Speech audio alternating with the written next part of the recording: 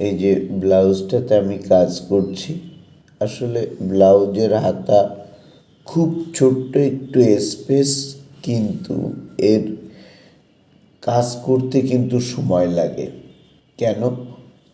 এর একটা ব্লাউজের পজিশন ঠিক করতেই প্রায় আপনার আধা ঘন্টা সময় লেগে যায়।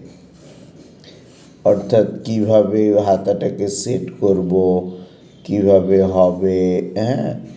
এই জন্য যেমন এইখানে দেখেন কতগুলি পিন মারা হয়েছে, এতগুলো পিন মেরে অ্যারেঞ্জ করাটা, তারপরে ওর ভিতরে কাপড়টাকে দেওয়া, কাগজটাকে দেওয়া, এটা তো কম কথা না, তাই না?